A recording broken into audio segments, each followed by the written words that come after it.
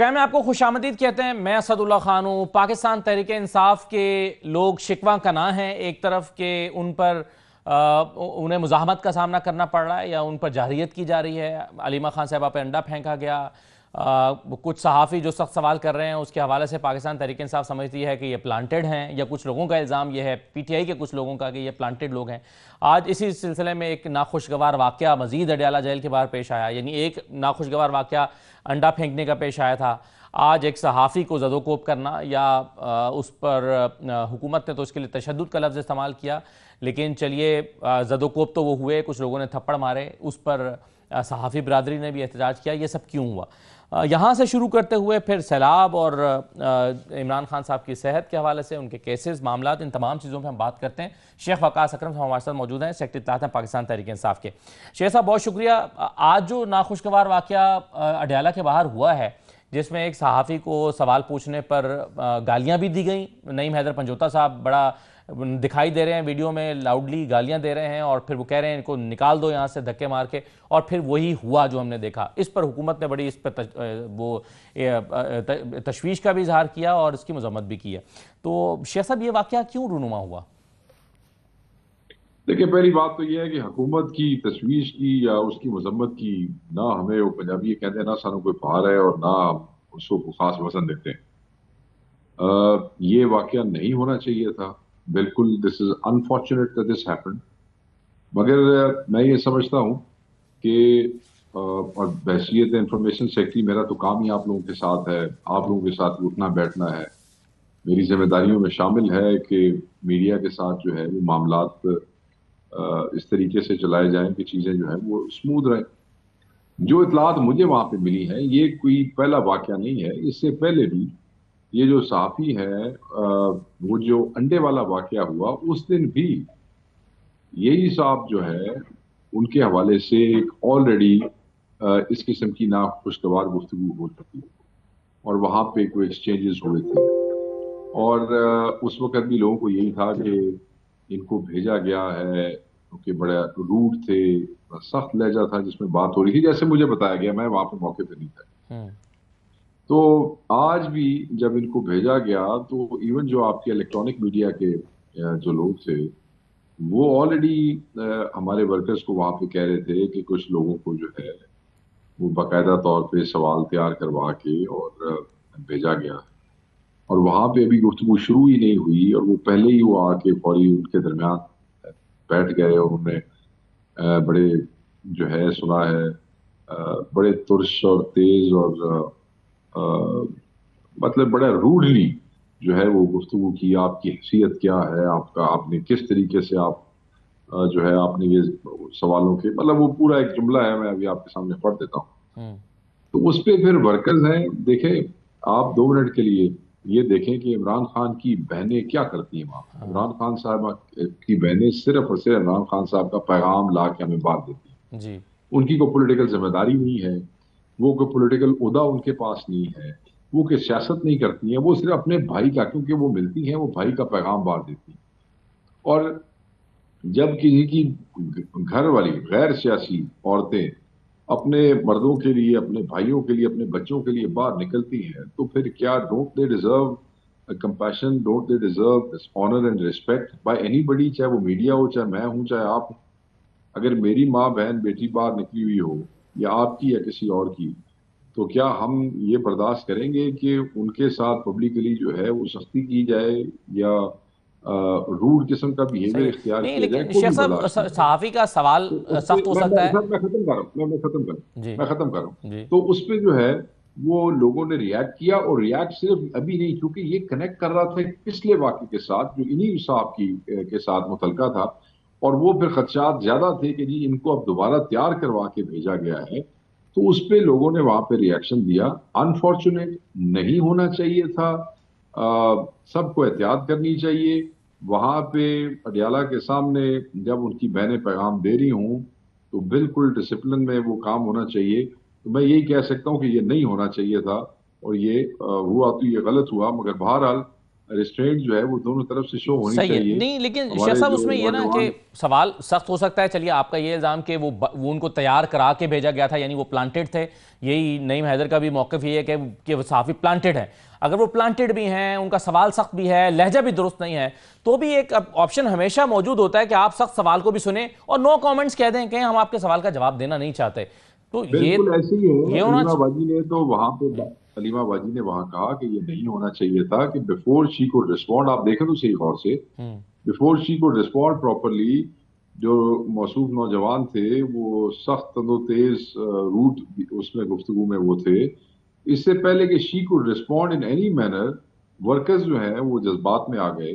और आपने को पता है कि हमारे 3-4 वर्कर्स वहां से पुलिस ने गिरफ्तार भी कर लिए इस हवाले से। तो मैं ये समझता हूँ दोबारा कि ये नहीं होना चाहिए था। This is unfortunate. जी, मेरे इल्म में जो आया है वो शेख साहब ये है कि सहाफ़ी ने गुफ्तगू शुरू होने से पहले ही ये कहा कि जी हमारे खिलाफ कैंपेन चलाई जा रही है आपके लोगों की तरफ से, आप इसकी मजम्मत करें। तो यहाँ पर फिर फौरी तौर पर नईम हैदर पंजोता साहब ने रिस्पॉन्ड किया और इंटरवीन किया और उन्होंने कहा कि जी आप बात ही ना करें, आप प्लांटेड हैं और ये। नहीं, ਜਦੋਂ ਸਾਡੇ ਖਿਲਾਫ ਕੰਪੇਨ ਚੱਲਦੀ ਹੈ तो वो ਤੁਹਾਡੀ ਤਰਫੋਂ ਮੁਜ਼ੰਮਤ ਆਉਂਦੀ ਹੈ। भाई जो ਉਹਦੇ खिलाफ कंपेन चल गई तो मुजम्मत करे अलीमा खान।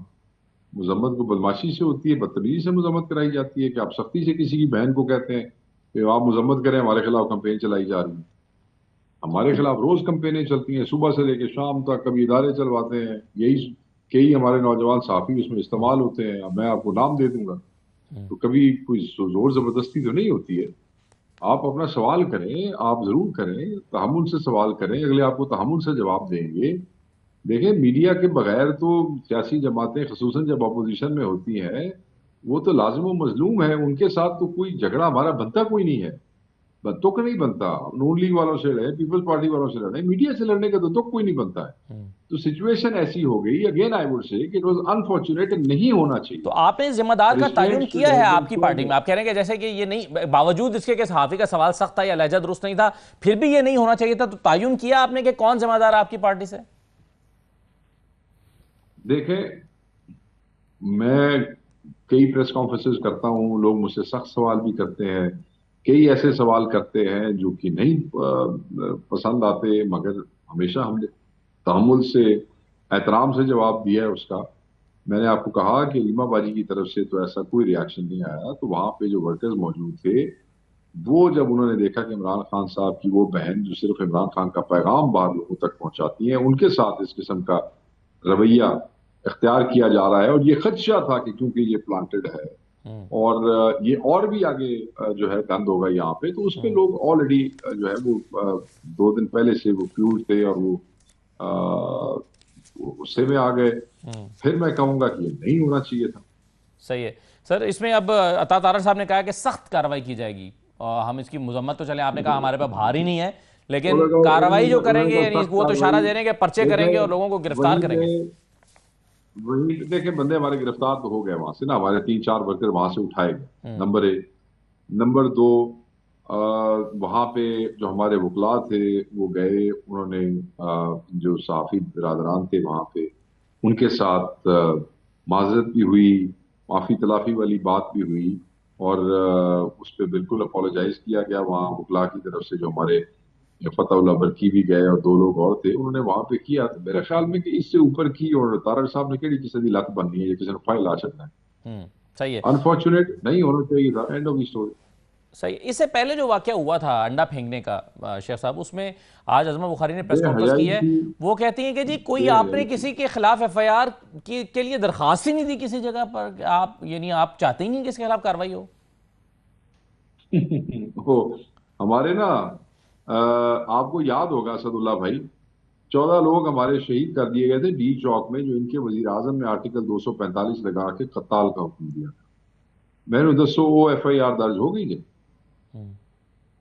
थोड़े इल्म से है। नहीं, लेकिन आप दरखास्त तो हम दे उस सकते थे ना FIR की, शेख साहब। एफआईआर दर्ज हम होना ना सर होना सुन बात लेना, की हम बात है, उस दरखास्त तो FIR की, देते।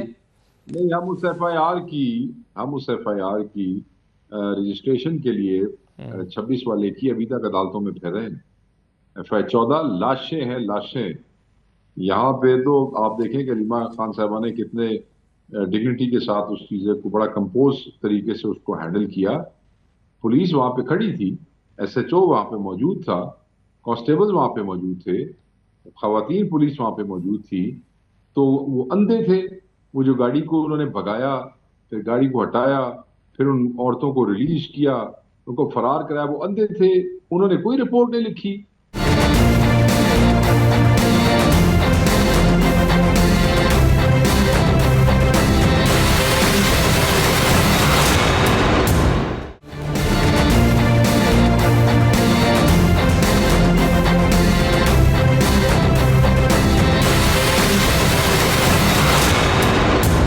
ब्रेक के बाद दोबारा खुशामदीद। तो आप कह रहे हैं कि सब लोग कमेटियों से बाहर आ गए, लेकिन अब ये आए हुए कई दिन हो गए, शेख साहब क्या हासिल किया इससे? इस्तीफे देंगे सर जी। देखें, हमारा वहां पे बैठना बिल्कुल बेमाने था, इनफेक्टिव कमेटियां थी। आप ये देखें कि हमारे लोगों के तो एजेंडाज जो थे उसमें हमारे आइटम्स ही उसमें नहीं आते थे। हमारे लिए पीएससी से भी ज्यादा इंपॉर्टेंट जो थी वो ह्यूमन राइट्स की कमेटी थी, उसका एजेंडा तारीख में कभी नहीं हुआ। देता है चेयरमैन और वो एजेंडा चेंज हो जाता है, उसकी डेट चेंज हो जाती है। सेक्रेटरी आता है चेयरमैन के पास, वो कहता है जी आप मेरा तबादला कराते हैं, मुझे प्रेशर बहुत है। हमारे लोगों की मोशंस जो है वो टेकअप नहीं की जाती, उनके ऊपर फैसले नहीं किए जाते। तो हम तो फिर तो मतलब है कि क्यों we there for TA DA and all the perks and the गाड़ियां सरकारी और ये वो। हमारे 8-10 लोग थे जो चेयरमैन थे, उनके पास गाड़ियां सरकारी थी और दफातर थे, सब उन्होंने वापस कर दिया। अल्लाह खैर सला। जब लेकिन उसमें आपने से कहा कि देखें पार्लियामेंट, ये क्या होती शेख है साहब आपने कहा कि ये कमेटी, कमेटियां चूंकि इनफेक्टिव हैं इसलिए बाहर आ गए, तो पार्लियामेंट भी तो इनफेक्टिव है, वहां क्यों बैठे हुए हैं? तो बाहर आ जाएगी जब खान साहब कहेंगे। कमेटियां तो पहला कदम ही है ना सर। जब खान साहब का हुक्म आएगा तो बाहर आ जाएंगे। ਤੁਸੀਂ ਸਾਡੇ ਕੀ ਕਹਿੰਦੇ, ਤੁਸੀਂ ਸਾਰੇ अंडे अंडे साढ़े को पहले तुड़ाना चाहते हो। साड़ी नहीं, को हम साड़ी तो वो वाले पोलिटिकल भी नहीं स्ट्रैटेजी तोड़वाना है, चाहते थे, वो भी कर लेने वो दो। तो आप ही का फैसला है ना, जरा हमारा फैसला तो वो भी नहीं है। सर वो फैसला है, पॉलिटिकल पार्टियां अपने हिसाब किताब से अपनी मर्जी के मुताबिक अपनी मर्जी के वक्त में फैसले करती हैं sir. This is the first step that has been taken. आगे अगर ये मामला इसी तरह चलते रहे तो हो सकता है किसी दिन खान साहब कह दें कि आप असम्बलियों से बाहर आ जाना, बाहर आ जाएंगे। शेख वक़ास साहब ये बताइए कि सैलाब की तबाहकारियाँ इस वक्त जारी हैं और सूरत हाल काफ़ी कशीदा है, ख़ास तौर पर पंजाब में, केपी में भी बहुत सारे ज़िला मुतासर हैं, लेकिन आप इसमें जलसा करने जा रहे हैं, क्या ये मुनासिब लगेगा? क्या मुनासिब वक्त है जलसे के लिए? लेकिन सर खान साहब ने कहा था कि आप जो है वो सैलाब के सूरत हाल को सामने देखते हुए सितंबर में कोई जलसे का टाइम दें। उस वक्त हमें ये अंदाजा नहीं था कि बारिशें इस तरीके से स्पेल्स आते रहेंगे और शिद्दत सैलाब कितनी ज्यादा होगी। वह खान साहब का हुक्म आ गया था। जो मेजबान है जलसे के चीफ मिनिस्टर, उन्होंने कल एक वीडियो पैगाम भी दे दिया है और वो कह रहे हैं कि बिल्कुल मैं सितंबर में ही इस जलसे की मेजबानी करना चाहता हूँ और करूंगा। उसमें जो एरिया फ्लड हिट नहीं है उसमें वो किया जा सकता है। और आप नहीं चाहेंगे कि पूरे पाकिस्तान से लोग इसमें शरीक हों, बल्कि आप ये चाहेंगे कि बस जो लोग आ सकते हैं, जो सैलाब से मुतासर नहीं है, वहाँ के लोग आ जाएं? नहीं, हम तो ये चाहेंगे कि सारे पाकिस्तान से लोग उसमें शरीक हों, मगर ऑब्वियसली जो बेचारे सैलाब में घिरे हुए या तंग परेशान है उनको आप कैसे उनके घरों से निकाल के ले आएंगे। लेकिन शाह साहब एक दूसरी राय ये है कि इस सारी सूरत हाल में आपका की तमाम तवज्जो, आप पाकिस्तान की पार्लियामेंट में देखा जाए तो दूसरी बड़ी पार्टी हैं, आपको सैलाब मुतासरीन की मदद के लिए तवज्जो मरकूज करनी चाहिए थी। वो रिसोर्सेज जो आप जलसे पे लगा रहे हैं वो रिसोर्सेज वहां लगाने चाहिए थे। एक कर राय रहे ये हैं है। सर, सर कर रहे हैं। ये तो कहने क्या छड़ा नहीं कर रहे, हम ही कर रहे हैं। आप देख लें, सोशल मीडिया देख लें, क्योंकि दूसरा मीडिया तो दिखाता नहीं। हर एमएनए हर एमपीए तंजीम बढ़ चढ़ के कर रही है, कई जगहों पे तो हुकूमत से ज्यादा कर रही है। बोर्ड्स अपनी ली हुई हैं लोगों ने, कैंप्स अपने लगाए हुए, हमें तो काम भी नहीं करने देते। तो मेजरली क्या कार्रवाइयाँ, क्या आपकी चीज़ें चल रही हैं, इमदादी कार्रवाइयाँ किस तरह से जा रही हैं? सर देखें, हुकूमत क्या करती है कि जो हिफाजती बंद है ना, बस उसके आसपास ही कश्तियां फिरा के तो वही चीजें बांट बूट के आ जाती हैं, अंदर नहीं जा रही है। पानी तो अंदर फैल गया ना, सैकड़ों देहात जेरे आब आ गए हैं और लोग सामान की हिफाजत के लिए, जानवर बहुत से मूव नहीं कर सके अंदर हैं, उनकी हिफाजत के लिए लोग अपने टिब्बों के ऊपर और अपने उसमें मौजूद हैं। तो उसमें मेजर कार्रवाई तो ये है कि इनके पास क्योंकि बोट्स भी ज्यादा नहीं है, तो लोगों ने प्राइवेट पीटीआई वालों ने अपनी बोट्स ली हैं, उसके ऊपर वो जाते हैं, खाने पकवा के ले जाते हैं और वहां अंदर तक आबादियों के अंदर जाके लोगों तक जाते हैं। जो लोग बाहर आ गए हैं उनको ड्राई राशन देते हैं, उनके जिनके जानवर बाहर हैं उनके लिए वनडे और चारे का बंदोबस्त करते हैं, जिनके जानवर अंदर हैं उनके लिए किश्तियों पे चारा ले जाते हैं। मेडिकल कैंप सर हमने लगाए अपनी वजदात के तहत। उसमें ऑब्वियसली जब सैलाब पानी आता है तो बहुत सी बीमारियां जन्म लेती हैं सर, उसका साथ साथ इलाज कर रहे हैं। और जो जिसकी तौफीक है सर, कोई कैश दे रहा है, कोई आटा दे रहा है, कोई घी दे रहा है, कोई सर, एवरीबडी इज कॉन्ट्रीब्यूटिंग जो कर सकते हैं। शेख साहब, पिछले दिनों अभी चीफ मिनिस्टर खैबर पख्तूनख्वा ने कालाबाग डैम के हवाले से स्टेटमेंट दिया। वो उसके हामी दिखाई देते हैं, लेकिन पार्टी के अंदर से ही इसकी मुखालफत शुरू हो गई। ऑफिशियल पार्टी का मौक़िफ़ क्या है कालाबाग डैम के हवाले से? ऑफिशियल मौक़िफ़ वही है जो इमरान खान साहब का, और वो मौक़िफ़ यही था कि कंसेंसस के बगैर इस मुल्क में न कोई डैम बन सकता है, ना बनना चाहिए, क्योंकि ये लोगों के मुतलका है। इसमें सिंध और केपी की बड़ी रिजर्वेशन आ रही है। तो इस हवाले से जब तक कंसेंसस ना हो जाए तब तक इसको नहीं बनना चाहिए। सिंपल यही हमारा आज भी मौक़िफ़ है। तो जुनैद अकबर साहब ने इस पर यह कहा था कि हमें सियासी तौर पर खैबर पख्तूनख्वा में नुकसान होगा और एएनपी को फ़ायदा होगा। तो क्या इसकी खालिसतन वजूहात सियासी हैं, इस पर बात ना करने की? नहीं सर, हम तो बात कर रहे हैं, कौन बात नहीं कर रहा। दूसरी बात है, जुनैद अकबर साहब की बात तो कोई मायने नहीं रखती ना। जब इमरान खान साहब का मौक़िफ़ आ गया तो जुनैद अकबर साहब की बात से क्या फ़र्क पड़ता है कि वो क्या कह रहे हैं। खान साहब ने जो कह दिया, बात खत्म हुई। एक और बात भी अभी कही अली मीन गंडापुर साहब ने, अगरचे 3-4 उन्होंने मुख्तलिफ बातें की हैं जिस पर एक बहस शुरू हुई है। उसमें से एक बात उन्होंने सदारती निज़ाम के हवाले से भी की है। इस पर पार्टी का मौक़िफ़ क्या है सर? देखिए सर, इस पे खान साहब से हमने अभी तक गाइडेंस जो है वो नहीं ली। निज़ाम इन इटसेल्फ कोई बुरा नहीं होता, निज़ाम चलाने वाले बुरे होते हैं। इफेक्टिवली अगर जिस वेस्टमिनिस्टर मॉडल ऑफ डेमोक्रेसी को भी पुश किया जाए तो ये भी बेहतरीन है। तो दुनिया के बहुत से मुल्क हैं जहाँ पे प्रेसिडेंशियल सिस्टम भी चल रहा है। Eight the end of the day it's people who matter. तो उस पर खान साहब जो गाइडलाइन देंगे हम वो कह देंगे। अभी तो सबके अपने अपने व्यूज़ हैं। मेरे अपने व्यूज़ होंगे, गंडापुर साहब के अपने होंगे। तो इसी तरह और कौमी हुकूमत का क़याम भी मसाइल से निकालने के लिए मुल्क को एक सोल्यूशन नज़र आता है अली मीन गंडापुर साहब को? सर, कौमी हुकूमत के हवाले से पार्टी बड़ा अरसा पहले बड़ी क्लैरिटी से कह चुकी है कि पाकिस्तान तहरीक इंसाफ जो है वो कौमी हुकूमत के बिल्कुल हक में नहीं है। पाकिस्तान तहरीक इंसाफ का मैंडेट चोरी किया गया है। We are not for no national government, we are for new elections and fair elections. तो इस तरह के मौज़ूआत का नुज़ूल अली मीन गंडापुर साहब पर कौन से आसमान से हो रहा है? ये इसकी खोज लगाने की पार्टी ने कोशिश की है फिर सर? वो चीफ मिनिस्टर है, वो आज़ाद आदमी है। यहाँ पे तो आपका रेडी वाला और रिक्शे वाला भी आप उसके साथ पार्टी बैठ जाए डिसिप्लिन 2 में तो घंटे मगर है ना वो। तो सर, तो डिसिप्लिन में उसने कौन सा कोई पार्टी देखो, खंबा 81 पार्टियों के अंदर लोगों की राय मुख्तलिफ होती है, क्योंकि लोगों की जबान होती है, लोगों को इंकरेज किया जाता है बात करने पर। Eight the end of the day जो कंसेंसस डिसीजन होता है वो प्रिवेल करता है, या जो कायद का हुक्म होता है वो प्रिवेल करता है। तो यहाँ कायद का हुक्म और कंसेंसस उसी के ऊपर होता है। पर इसका ये मतलब तो नहीं कि we should shut people down and we नहीं, शुड मगर नॉट इसका ये अलाउ देम मतलब टू भी होल्ड नहीं है कि देयर सर इतने ओपिनियन। अहम ओहदे पर बैठा हुआ शख्स कुछ भी बोलता रहे पार्टी पॉलिसी के मुखालिफत में ही, बगैर सोचे समझे या मुशावरत किए बगैर या पार्टी गाइडलाइंस के बगैर बोलता रहे। नहीं, ये कोई ऐसी बात नहीं है जो कोई पार्टी आइन की कोई खिलाफवर्जी नहीं है या कोई पार्टी कानून की खिलाफवर्जी नहीं है। It was his opinion and we respect everybody's opinion, but at the end of the day prevail वही करती है जो इमरान खान साहब कहें।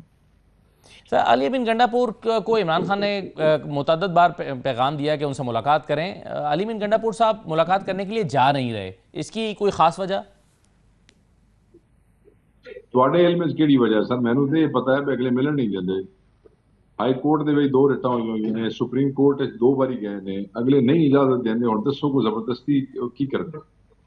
नहीं, बहरहाल अब किसी न किसी सूरत में मुलाकात, जैसे आज भी कुछ लोगों की मुलाकात तो हो पाई। वो लगे हुए सर, वो लगे हुए हैं क्योंकि ऑब्वियसली ये तो आपने मुझसे सवाल पूछा तो मैंने आपको जवाब दे दिया। आपका क्या ख्याल है कि वो कोई और कोशिशें नहीं कर रहे होंगे? जब कायद का पैगाम आता है ना कि आप मुझे मिलने नहीं आए या क्यों नहीं मिल सक रहे या आप पूरी कोशिश करें, तो वो तो वर्कर तो बैठ नहीं सकता, उसके लिए तो मुसीबत हो जाती है। तो वो भी अपनी तरफ से अपनी पूरी हतल बिसा कोशिश कर रहे हैं। कोई किसी का कोई तरला भी कर रहे होंगे, किसी से बात भी कर रहे होंगे, कोई कोशिश भी कर रहे होंगे, वो अपनी तरफ से सब कुछ कर रहे हैं। सही है। शेख साहब, आखिरी सवाल ये कि सूबों के क़याम के नए सूबों के क़याम के हवाले से एक डिबेट शुरू हुई है। मुख्तलिफ हलकों में। आपकी पार्टी का मौक़िफ़ इस पर क्या है? क्या नए सूबे बनने चाहिए? देखिए, हमारी पार्टी हमेशा से जनूबी पंजाब के सूबे के हक में रही है, उस पर बात करती रही। तो उससे पहले एज सच इतने ज्यादा सूबों की कोई प्रपोजल सामने नहीं आई। जो अब आई है तो कोई चीज अभी हवा में है, ब्लैक एंड व्हाइट में कोई चीज हमारे सामने आएगी तो हम उस पर डिलिबरेट कर लेंगे। वैसे तो हम पंजाब में जनूबी पंजाब सूबे का बिल्कुल हक में हमारी पार्टी रही है, बिल्कुल रही है। एक छोटा सा ब्रेक लेते हैं।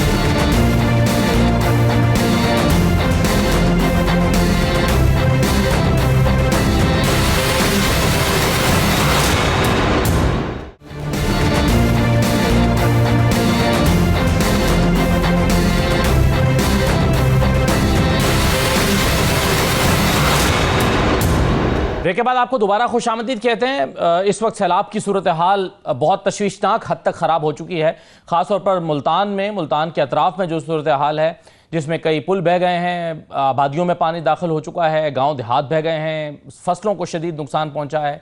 आज जो आदाद शुमार पंजाब हुकूमत की तरफ से दिए गए हैं उसके मुताबिक 40 लाख से ज़्यादा लोग जो हैं वो बेघर हो चुके हैं या मुतासिर हुए हैं इस आफत से, और 18 लाख एकड़ पर खड़ी फसलें मुतासिर हुई हैं, खेत मुतासिर हुए हैं। क्या इस वक्त सूरत हाल है, पहले तो ये जान लेते हैं और फिर आइंदा दिनों में हुकूमत की हिकमत अमली क्या है। हमारे साथ 92 न्यूज़ की मुल्तान की नुमाइंदा बिस्मा कदीर साहबा मौजूद हैं, उनसे ज़रा बातचीत कर लेते हैं। और डॉक्टर ज़ैनब नईम साहबा में ज्वाइन कर रही हैं, माहिर माहौलियात हैं, और हम कोशिश कर रहे हैं कि इरफान अली काठिया साहब भी हमें ज्वाइन करें, DG/PDM में पंजाब, उनसे भी ज़रा सूरत हाल जानेंगे कि क्या हो रहा है। बिस्मा साहिबा, सबसे पहले तो ये बता दीजिए कि मुल्तान के कौन कौन से इलाके ज़्यादा मुतासिर हैं इस सैलाब से? इस वक्त सूरत हाल है क्या? जी बिल्कुल, अगर मुल्तान में हम सैलाब करें तो इस वक्त 2 लाख किसी से जायद का जिला है मोहम्मद क्रॉस कर है, और 5,42,800 फीसद इस वक्त है तेलुगु से क्रॉस कर चुके हैं, जो कि उम्मीद की जा रही है कि ये 24 घंटे तक पहुंच जाए। इस वक्त अगर मुल्तान की हम बात करें तो 145 से जायद मददगार सैलाब की लपेट में आ चुके हैं, जिसमें चौक पॉइंट से लेकर वाला पर तकरीबन 150 से जायद जल्दी बेल्ट सैलाब से मुतासिर हो रही है। मोहम्मद वाला और शेरशाह पर ब्रेकिंग का अभी तक फिलहाल कोई फैसला नहीं किया गया, और फ्लड की सूरत हाल मुल्तान की तहसील जलालपुर और शुजाबाद में हाई अलर्ट जारी कर दिए गए हैं। जलालपुर पीरवाला शहर में जो है ऐलानात करवाए जा रहे हैं कि शहर को खाली कर दिया जाए, कि जलालपुर पीरवाला को इस वक्त शदीद हालात हैं। सही है, तो इसको इस वक्त खाली सिर्फ ऐलानात हुकूमत की तरफ से हो रहे हैं या इंतजामिया वहां पर मौजूद है और लोगों से इलाके खाली करवाए जा भी रहे हैं, लोग खाली कर भी रहे हैं? इंतजामिया भी मौजूद है, इंतजामिया मुतहरिक नजर आ रही है। अगर बात करें मामला भी वहाँ मौजूद है, भी किया जा रहा है। जलालपुर पीरवाला में भी कश्तियां पहुंचा दी गई हैं। कल रात से लेकर अब तक वहाँ पर लोगों को कश्तियों के जरिए रेस्क्यू भी किया जा रहा है, क्योंकि वहाँ पर काफी सारे लोग थे जो सैलाब में फंस चुके थे और एकदम से पानी का रेला आया तो उनको फौरी तौर पर रेस्क्यू करने का अमल भी जारी है।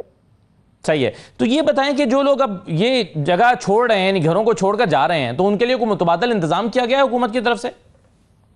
हुकूमत की तरफ से कैंप लगाए गए हैं, स्टील टाइम का जो है वो खाना भी दिया जा रहा है। कुछ लोग तो अपने जानने वाले रिश्तेदारों की तरफ मुंतकिल हो गए हैं, और तो जो है वो हुकूमत भी सपोर्ट करती नजर आ रही है। तो हमने देखा कि शहरी जो है जो अफोर्ड कर सकते हैं वो भी लोगों की काफी मदद कर रहे हैं। सही है, ठीक है। बिस्मा आप साथ ही रहेगा। इरफान अली काठिया साहब हमारे साथ मौजूद हैं, DG/PDM में पंजाब। इरफान साहब बहुत शुक्रिया, खुशामदीद। सर, इस वक्त बिलखुसूस मुल्तान के अतराफ में क्या हालात हैं, क्या सूरत हाल है? जी बिस्मिल्लाहिर्रहमानिर्रहीम, thank you very much for having me. और इस वक्त जब हम बात कर रहे हैं तो बिलाशुबा मुल्तान अंडर स्ट्रेस है पिछले 24 से 48 घंटे से, और उसकी ऑब्वियस रीज़न यही है कि चनाब का जो बड़ा रेला था वो हेड त्रिमू से होता हुआ और रावी के पानी को साथ में लाता हुआ इस वक्त वो मुल्तान में दाखिल हो चुका हुआ है। और इसी तरह जो अब अनफॉर्चुनेट पार्ट ये था कि चनाब का एक दूसरा रेला भी 4 दिन के वक्फे के बाद 6.25 लाख क्यूसेक्स का, वो भी इस वक्त हेड त्रिमू पे अपनी पीक 5,43,000 अचीव करने के बाद मुल्तान की तरफ बढ़ रहा है। अब मुल्तान की जो तहसील जलालपुर पीर वाला है, इसको ना सिर्फ चनाब का पानी जो रावी के साथ मिल के इकट्ठा मुल्तान से गुजरता है, ना सिर्फ वो इफेक्ट करता है, बल्कि इसको सतलुज भी परली तरफ से वो इफेक्ट करता है। तो दोनों दरियाओं के इस इफेक्ट करने की वजह से वहाँ शदीद पॉन्डिंग है, और तकरीबन 50 के लगभग देहात हैं जो अंडर वाटर हैं, और इसमें से काफ़ी सारे देहात ऐसे भी हैं कि जो हाई राइज प्लेसेस पे बने हुए हैं और वहाँ पे अभी तक पानी अल्हम्दुलिल्लाह नहीं पहुँचा। लोग पूरी तरह से सेफ एंड साउंड हैं और किसी किस्म का कोई लाइफ थ्रेटनिंग इशू नहीं है। हाउएवर काफ़ी सारे देहात ऐसे भी हैं कि जो लो लाइंग होने की वजह से गवर्नमेंट के और डिस्ट्रिक्ट एडमिनिस्ट्रेशन के बारहा रिक्वेस्ट करने के बावजूद और मीडिया आपके तवज्जुद से जो लोगों को रिक्वेस्ट की गई, मीडिया ने अपना रोल अदा किया, उसके बावजूद पार्शली इवैक्यूएशंस हुई और ज्यादातर लोग निकले, लेकिन काफी सारे लोग पीछे अभी मजीद पानी के बढ़ने का इंतजार करते रहे, विच वॉज अनफॉर्चुनेट। और अब जो पिछले 24 घंटे से वहां पे पानी के बहाव बढ़े, और पानी के बहाव बढ़ने की वजह यही थी कि कंसिस्टेंटली चनाब और रावी का पानी एक हाई फ्लो मुल्तान में दाखिल हो रहा है, जो पिछले 3 से 4 दिन की यही सूरत हाल है। और लेकिन आगे जो 1 से 2 दिन है खास तौर पे, इनमें भी मुल्तान में यही फ्लोज रहेंगे, जिसकी वजह से एक स्टेडी ट्रेंड जरूर है, आल्दो के राइजिंग नहीं है, लेकिन एक बड़े एरिया में पॉन्डिंग है। और जो ही ये पता चला कि वहां पे लोग जो स्ट्रैंडेड हैं अब वो इज़्तिराब का शिकार हैं, तो फौरन चीफ मिनिस्टर पंजाब ने मुझे भी वहां लाहौर से कहा यहाँ पहुंचने का। मैं पिछली रात का यहाँ पहुंचा हुआ हूँ, और यहाँ पूरी एडमिनिस्ट्रेशन, जो हमारे डीजी रेस्क्यू 1112 हैं रिजवान नसीर साहब, वो मौके पे मौजूद। और हमने फिर ना सिर्फ बोट्स की तादाद बढ़ाई, हमने हेलीकॉप्टर्स को लाइन अप किया, और आज सारा दिन हम अल्हम्दुलिल्लाह कल 1200 लोगों को निकालने में कामयाब हुए,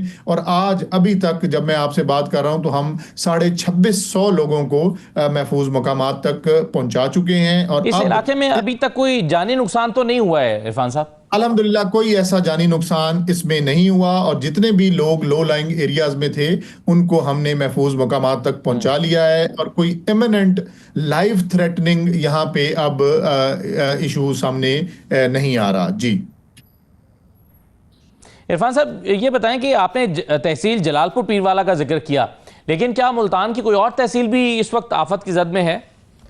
जी नहीं, सिर्फ जलालपुर पीरवाला ही है जिसमें ये प्रॉब्लम एमिनेंट है, और इसको काफ़ी हद तक तमाम जो प्रोविंशियल अदारे थे, पाकिस्तान आर्मी थी, उनके अब्रप्ट और टाइमली इस एवैक्यूएशन प्रोसेस के तहत अब इसको काफ़ी हद तक इस पे काबू पा लिया गया है। जी कोई और ऐसा इलाका जो खतरे की अभी भी जद में है, यानी आइंदा 1-2 दिन में आप समझते हैं कि वहाँ वो भी खतरे की जद में हो सकता है?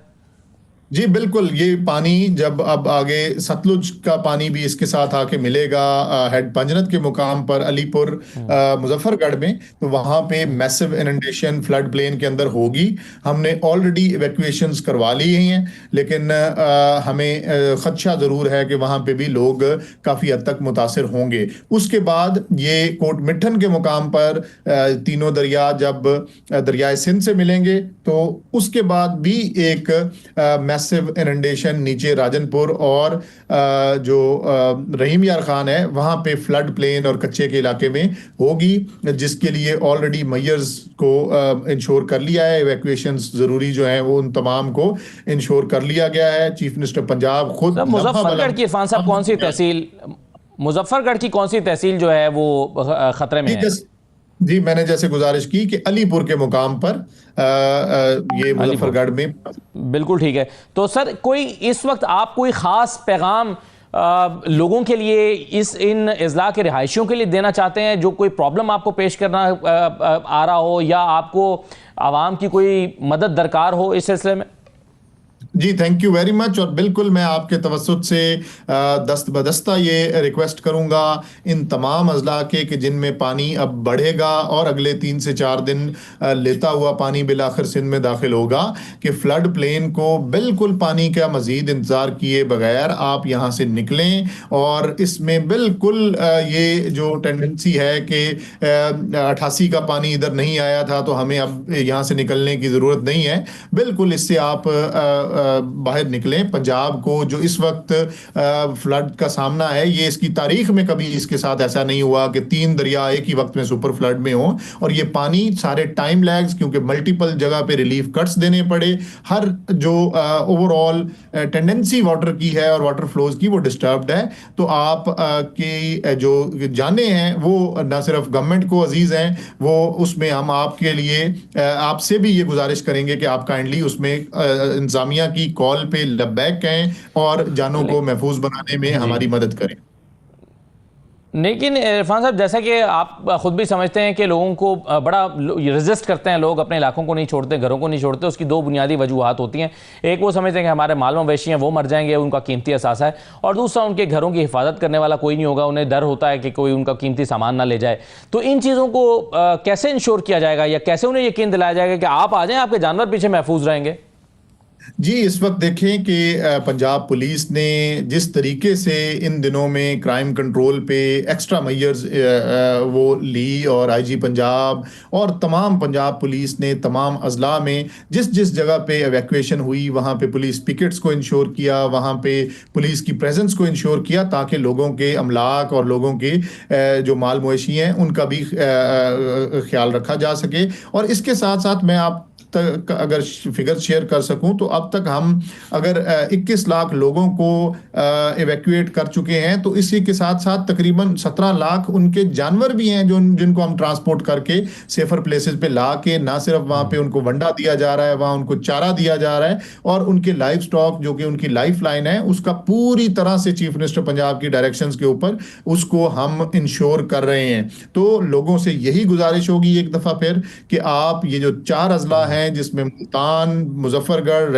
राजनपुर और रहीम यार खान, इसके कच्चे के इलाके को और फ्लड प्लेन को पूरी तरह से जितना जल्दी हो सके खाली करें, ताकि खुदा न खास्ता किसी भी किस्म के जानी नुकसान से बचा जा सके।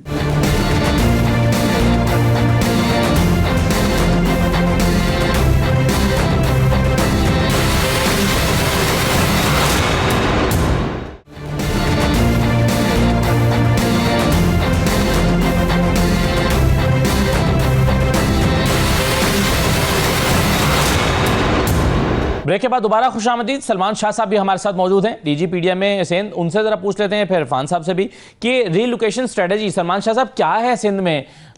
सैलाब के खदशात मौजूद हैं, आपकी इसके लिए तैयारी भी है, लेकिन क्या लोगों को रीलोकेट कर रहे हैं? जी हाँ, बिल्कुल अल्हम्दुलिल्लाह। हमने जो है अपना रीलोकेट करने के लिए पिछले तकरीबन 1 हफ्ते से तो मैं इन सबको मोबिलाइज किया हुआ है, और अभी तक हम 1,35,000 से ऊपर लोगों को जो है महफूज मुकामात तक पहुंचा चुके हैं, और ये सिलसिला भी जारी रहता रहेगा जब तक कि हम तमाम लोगों को, या वो लोग जिनको बहुत ज्यादा खतरा है, उनको जो है महफूज ना कर लें। जी, तो सलमान साहब, कौन कौन से इलाके खाली कराए गए हैं? देखिए जी, तकरीबन जो हमारा मेन जो इस वक्त इलाके खाली हुए हैं वो जो हमारा नॉर्दर्न मोस्ट रीजन है, जहाँ पे पानी अभी गुद्दू से डाउन साउथ, वहाँ पे जो है वो ज्यादा लोग इवैक्यूएट हुए। जैसे खैरपुर में सबसे ज्यादा फिगर है, 50,000 के करीब लोग वहाँ से इवैक्यूएट हुए उसके कच्चे से।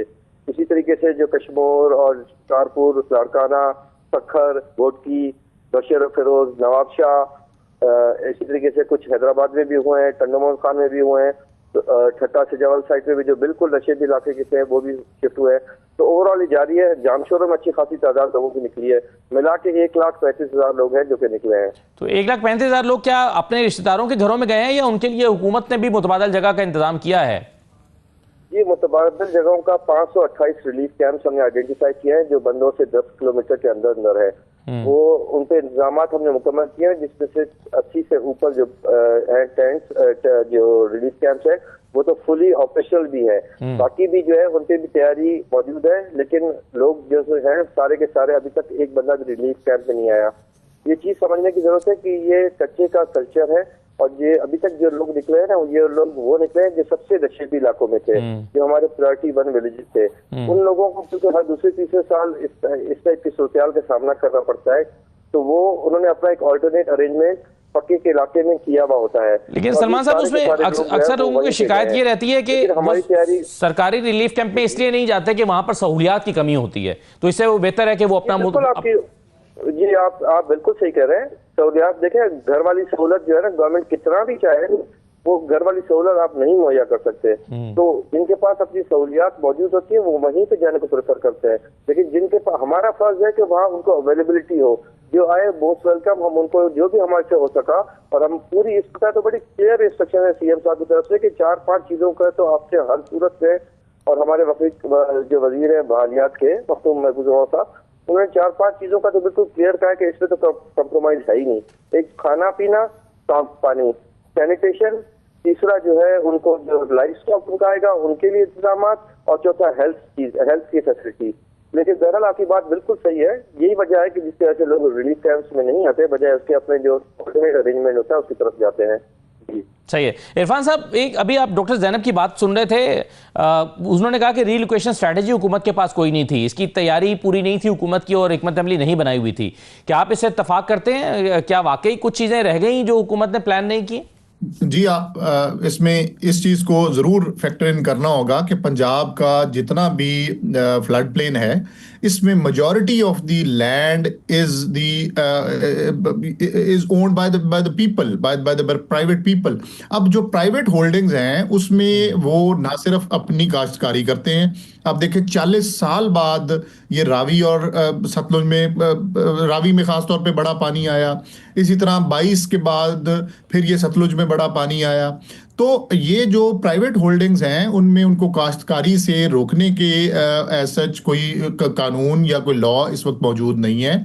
फ्लड प्लेन एक्ट हमारे पास 2016 का वो पंजाब में मौजूद है, जिस पे कानून साजी के तहत अब रेगुलेशंस को चीफ मिनिस्टर पंजाब ने डायरेक्शंस दी, कमेटी इस पे फॉर्म हो चुकी हुई है कि जो इसको प्रॉपरली रेगुलेट करेंगे, और स्पेशली हम किसी किस्म का रेजिडेंशियल यूनिट वो फ्लड प्लेन में नहीं बनने देंगे। और आप देखेंगे कि पंजाब के इन इकदामात पे हम ऑलरेडी चीफ मिनिस्टर पंजाब के अप्रूवल पे हम एक फ्लड असेसमेंट और रिस्क असेसमेंट सर्वे ऑलरेडी कर रहे हैं, जो साउथ में हमारा मुकम्मल हो चुका हुआ है, और बाकी उसमें नेक्स्ट फेज में ये 8 से 10 माह में कंप्लीट होना है।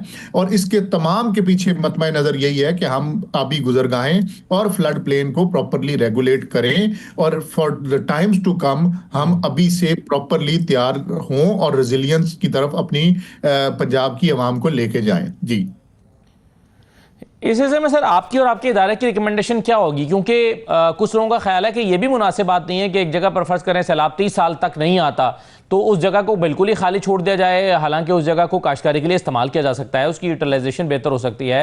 जाहिर है वो जब होती है तो फिर आर्जी तौर पर लोग वहाँ पर घर भी बना लेते हैं। तो क्या ये बेहतर सोल्यूशन होगा कि वहाँ पर कभी तामीरात हो ही ना या काश्तकारी की ही ना जाए? हो सकता है 30 साल तक उस जगह को काबिल काश्त यानी इस्तेमाल में लाया जा सकता हो। जी बिल्कुल, अभी चीफ मिनिस्टर पंजाब की डायरेक्शन में जो काम हो रहा है उसमें रिस्क असेसमेंट के बाद हम जो रिस्क ट्रांसफर का काम आगे करने जा रहे हैं कि हम इसमें प्राइवेट होल्डिंग्स पे काश्तकारी तो मना नहीं कर सकते, लेकिन एटलीस्ट ये जो एक फसल है 3 माह की जो सैलाब के दिनों में आती है, इस पे हम कोई इंश्योरेंस की तरफ जाएं ताकि ये परमानेंट जो कॉम्पनसेशंस है और लोगों का नुकसान है इसकी तरफ ना सिर्फ रिस्क ट्रांसफर हो बल्कि गवर्नमेंट शेयरिंग हो। इसी तरह हम इस पे परमानेंटली अब रेगुलेशंस को स्ट्रिंजेंट चीफ मिनिस्टर पंजाब करने जा रही हैं कि फ्लड प्लेन और आबी गुजरगाहों के अंदर किसी किस्म के स्ट्रक्चर की कोई गुंजाइश नहीं होगी। जी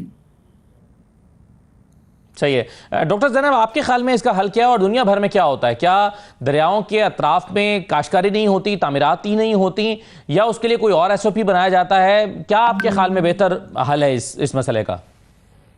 देखिए, इसमें बहुत सारी स्ट्रैटेजीज होती है। पूरी दुनिया भर में प्रोटेक्ट किया जाता है फ्लड प्लेन को, और वहां पे आपकी टारगेटेड प्लांटेशन कैंपेन्स होती है या इरिगेशन, इस तरह की इरिगेशन होती है जो कि वहां पे सपोर्टेड बाय रिवर इरिगेशन होती है। ठीक है, कि आपको नुकसान ना हो। इसके अलावा आपकी एडेप्टिव सोशल प्रोटेक्शन की स्कीम्स होती हैं जो आप बिस, जैसे आपका बिस प्रोग्राम है, आप उसको कनेक्ट करते हैं क्लाइमेट एडेप्टेशन के प्रोजेक्ट्स के साथ, ताकि आपका जो किसान है इस वक्त सबसे ज्यादा मुतासर हो रहा है उसको किस तरह से आप सपोर्ट सपोर्ट कर सकते हैं, उसको सिर्फ कैश ट्रांसफर की जरूरत नहीं। अभी देखें जो इंडिया से पानी छोड़ा गया है वो डैम्स का पानी था, उसमें रेत इतनी थी, पंजाब में जरिए जमीन जो है वो तबाह हो रही है। Punjab is your food basket, तो आपकी इकोनॉमी किधर से किधर चली जाएगी, आपकी इंडस्ट्रीज पे प्रेशर आएगा। आपको प्रॉपर लॉन्ग टर्म स्ट्रेटेजी, और फिर जो रिस्क इंश्योरेंस की भी बात कर रहे हैं, ये रिस्क इन्फॉर्म्ड डेवलपमेंट होती है जिसमें आप अपने फाइनेंशियल इंस्टीट्यूशंस को बिठाते हैं, उनके साथ मिलकर प्लानिंग करते हैं कि कैसे इंटरनेशनल इन्वेस्टर और डोनर को अट्रैक्ट करना है, यहाँ पे कैसे गारंटीज देनी है और कैसे आपने फार्मर्स के लिए जो है वो सपोर्ट लेकर आनी है। इसके अलावा वल्नरेबल कम्युनिटीज होती है, जैसे कि ये लोग जो है जो अपने घर जिन्होंने लूज किए हैं इस सैलाब में, उनके लिए आप किस तरह से रिजिलियंट हाउसिंग स्कीम्स या क्लाइमेट रिजिलियंट इंफ्रास्ट्रक्चर को वो कर सकते हैं, जिसके लिए आपको जरूरी है कि आप रियल एस्टेट और कंस्ट्रक्शन इंडस्ट्री के साथ और डेवलपमेंट पार्टनर्स को बिठाएं और इस रीलोकेशन स्ट्रैटेजी पे पॉलिसी पर काम करें। ये अभी नहीं, मतलब एकदम से इम्प्लीमेंटेशन नहीं होती, लेकिन एटलीस्ट पॉलिसीज पर काम तो स्टार्ट हो और अकाउंटेबिलिटी मैकेनिज्म कि आपके जो एक्ट मौजूद है वो आप इन्फोर्स कर रहे हैं, उसकी अकाउंटेबिलिटी किधर है। क्या आपका रिवर एक्ट मौजूद है पंजाब में 2023 से बना हुआ है, कनाल अथॉरिटी होनी चाहिए उसके लिए, वो चीजें किधर हैं? मेरे ख्याल से इस पे आप सारे स्टेक होल्डर्स को एक्टिव होने की जरूरत है, including your law enforcement agencies, ताकि इस चीज को इन्फोर्स किया जाए। बिल्कुल सही, आप कह रहे हैं कि स्ट्रेटेजी होनी चाहिए और हिकमत अमली बनाए बगैर, क्योंकि एहसन इकबाल साहब ने स्टेटमेंट दिया कि मुल्क 30 साल पीछे चला गया। अब अगर हर 10 साल बाद भी सैलाब आए और हर 10 साल के बाद मुल्क 30 साल पीछे चला जाए तो फिर तो हम 2 सदियां पीछे चले जाएंगे अगर इस तरह से सैलाब आते रहे, क्योंकि माहौलियाती तब्दीलियां हो गई हैं। तो इसके लिए वाकई हिकमत अमली बनाने की ज़रूरत है कि इससे कैसे बचा जा सकता है। ये नाज़रीन आज का प्रोग्राम था, इजाज़त दीजिए, अल्लाह हाफिज़।